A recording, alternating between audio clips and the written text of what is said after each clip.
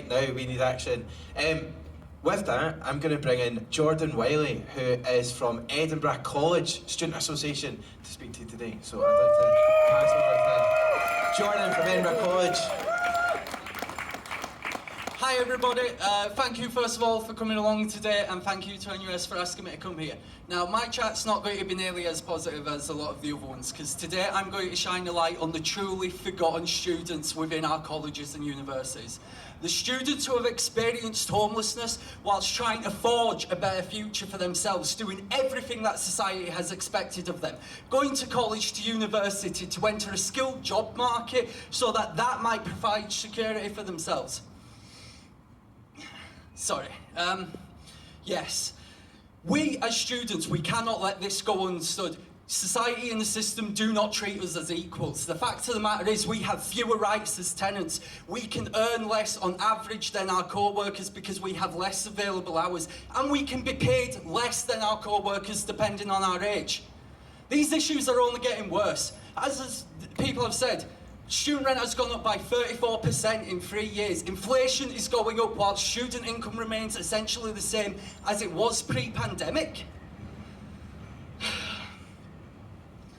Look, the fact of the matter is that these issues have gone so overlooked. And when I first started as a student officer 2 years ago and presented working on the support provisions offered to homeless students, I was met with comments like, student homelessness isn't nearly as bad of an issue as you'd think, and they were right. It is far worse, wider impact, and it impacts students from colleges and universities and all walks of life. But what makes this worse, and it does get worse, is the fact that it has been so overlooked by decision and policymakers that it's argued if this issue even exists. 12% of students, we acknowledge this. That's 72,000 students across Scotland. And if they go to temporary accommodation, emergency accommodation or supported accommodation, they're not eligible to benefits to help pay the bulk of the bill. The average cost in rent for one of these accommodations is over £1,000 a month. Social Bite released the report in 2018. It was £256.48 to stay in temporary emergency accommodation a week. 12%. Now I've seen some signs here and it's great. Housing is a human right.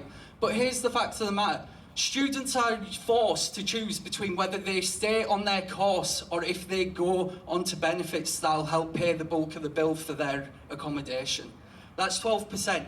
In essence, 12% of our student population across Scotland has been forced to choose between the two basic human rights of accessing education at the level that they want or going into affordable and accessible accommodation. And I think that is absolutely disgusting.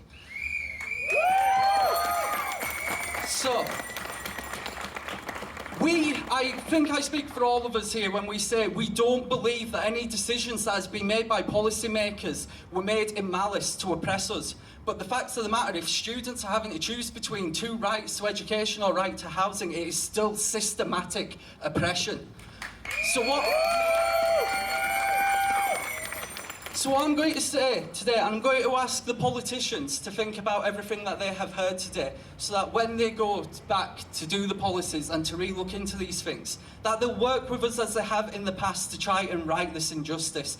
But the problem is, I'm afraid that you aren't even at the starting line of fixing this problem. You have barely got to the starting line of understanding it. Thank you so much, Jordan. Thank you so much, Jordan. Thanks for your speech today. Jordan from Edinburgh College.